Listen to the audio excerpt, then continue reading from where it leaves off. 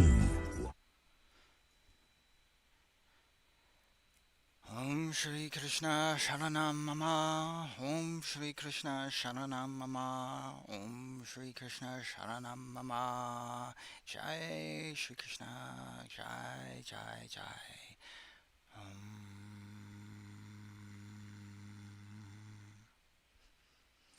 Welcome back, everybody. Hair's not looking so good today, but you're not here for the visuals. I want to talk about something today, an idea that I had come to me, and I just wanted to throw it out there because I thought it's worth pontificating a little bit. So, we always ask, why is there evil in the world? Everybody, every religion, everywhere, at some point asks this question. Even the atheists ask the question. And I have always had a particular response. But I was thinking about this question the other day, and suddenly I came up with another response. So I wanted to throw this out there.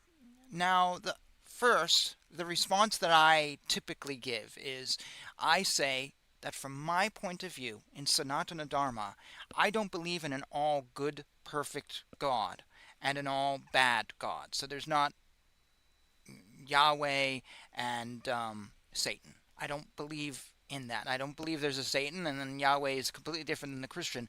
But in my worldview, there isn't black and white, and the two shall never meet. So we don't have perfect, wonderful God. Satan came in, ruined everything. No, I don't have that. That doesn't exist for me. For me, God is both good and bad. Shiva Shakti, Vishnu Lakshmi. You know, that's gender, but at the same time, when we read about the gods in the Vedas, they're not necessarily always good and always bad. There's a gray area, or they come and go with the other things. You know, they're Krishna. Yes, he did things that were wonderful. He lifted up a mountain. But I wonder how many trees were hurt in the process, or what was disrupted by that. Or, you know, he played around with people and teased the gopis. So, yes, he asked the gopis to come to him and they were naked. And I see people always excuse, well, you know, it was different and whatever. Yes, but at the same time, you're kind of making an excuse for something that's actually a gray area. So instead of making an excuse, well, Krishna is all good, why don't you just say Krishna is both good and bad in one, where light is darkness and darkness is light. Krishna is yin and yang, instead of making some weird excuse about how, well, he was actually a kid and not looking at them because they weren't, you know, they were naked, but they weren't naked and it was okay. And they bathed naked anyway, so yada, yada, yada. No. Krishna is black and white, yin and yang. Vishnu is black and white, yin and yang. I look at these gods like that. So if we are, to use the Christian term, made in the image of God, and God is both good and bad, then thus for the world to be good and bad, for me, makes total sense. That means we are actually made in the image of God. Does that make sense to you? That makes sense to me. If we were an all-good world and bad was put into it, that to me is not reflective of God.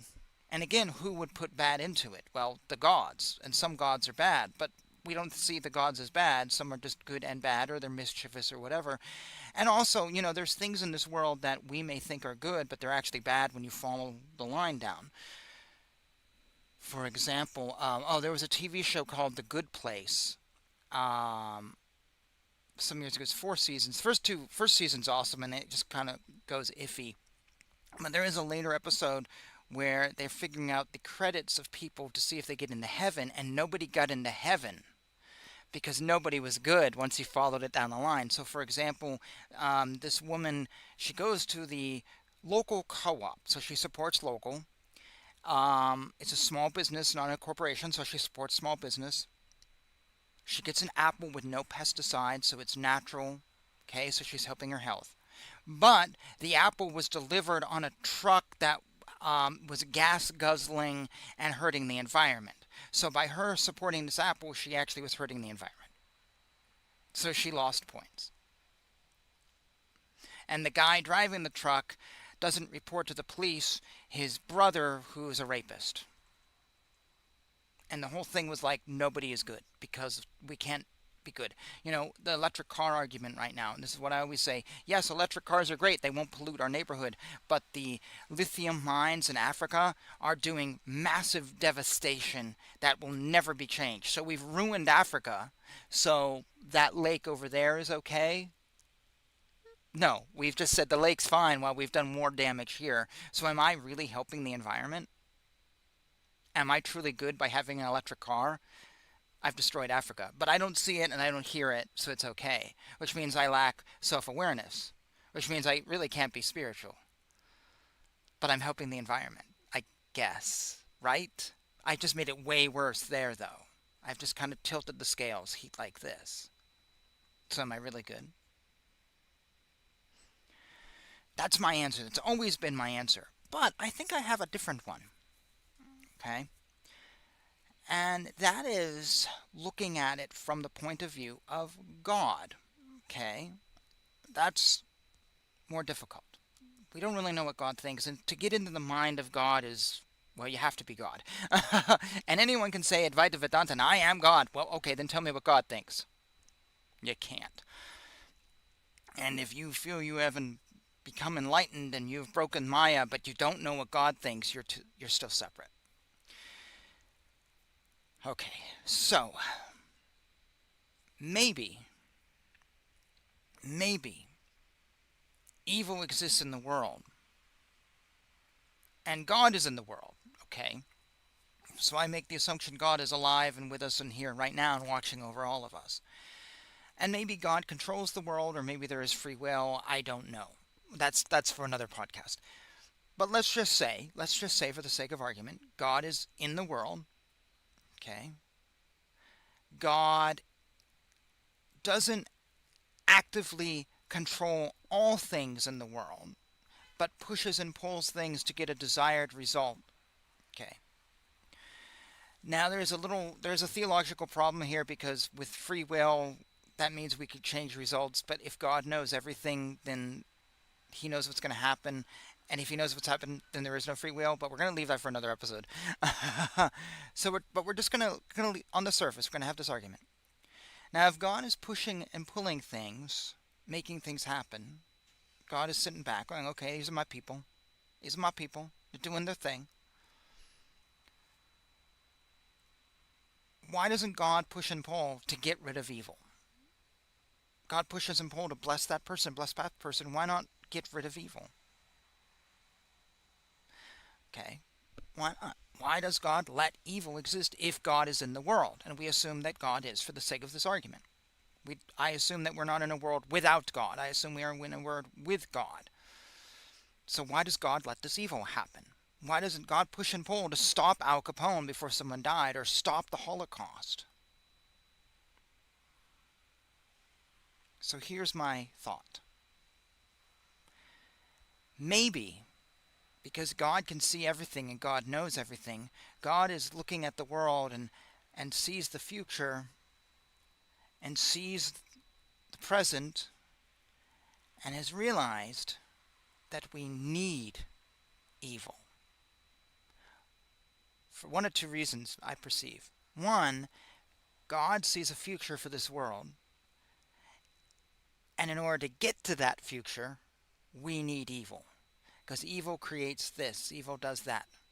And out of bad comes good. For example, the Holocaust destroyed Jews worldwide forever, but good things came out of the Holocaust on a spiritual level, on a personal level, on a historical level. We learned a lot. We learned how dictators run. Would we have had that lesson otherwise? Would the Jewish community be would we fight for Israel if we didn't have this? No. Would we do things that have been positive without the Holocaust? Not necessarily. So that may not be the best example, because it's so hard to think of good things that came out of that, but things were put in place that would never have happened without that horrible event. you know, or someone had a horrible event in their life and then they rehabilitate themselves. So someone went to jail for a few years, came out of jail and became a pastor or helped the poor. But before that, they were evil, but they needed that horrible event of jail to get them to that place. So maybe God sees the evil and goes, okay, I don't get rid of that because if I get rid of the evil, this end result isn't going to happen. And I need that to happen, you know? I suffered in a horrible job for a while. It just sucked my soul away. Finally, I gave up on the job, said to hell with it. And then I had something really good happen to me, which made my life better. And I'm like, well, why did I waste 9 months of that horrible job? But if I'd not had that job, I never would have gotten to that next step. So I considered the job evil, but I had to have the evil to get to the. You see? I know I wouldn't be living in Maine right now had things been good for me in New York. But things were really bad for I don't know, 5 years out of my six that I lived there, and just it was horrible at times on every level. I moved to New York feeling like I had no soul. Sorry, I moved to Maine feeling I had no soul. But a lot of good has come, and my life is now good. So I had to go through that to get here and to do the show. So maybe that's why God has evil in the world. There's this huge master plan that requires evil because you need both to have something. And that's actually partly bringing back to the beginning of why I think God is both good and bad in one. Because, yes, God is all good and God is all beautiful and maybe the Christian view, but how do you know God is all perfect if you don't have something imperfect to compare him to? Which means we have to have Satan. We have to have Satan in order to know God is good. Because if we don't have a Satan and God just says, well, I'm perfect, you got to take his advice for it. But how do you know he's perfect? Because he said so. But again, if you have nothing to compare it to, how do you know? In that case, God would be deceptive and evil.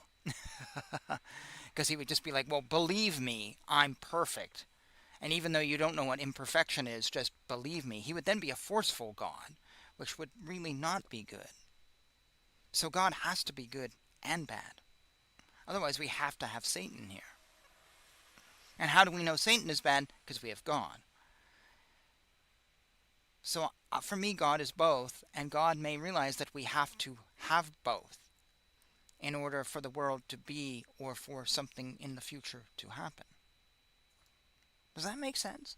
I hope it makes sense. I don't know if it does. It was sort of just really a spontaneous thought I had this morning. I'm like, that's interesting. It's worth pondering. And so I just thought I would put it out to you for you to ponder. Okay? All right? So it's your turn. That's what I'm saying.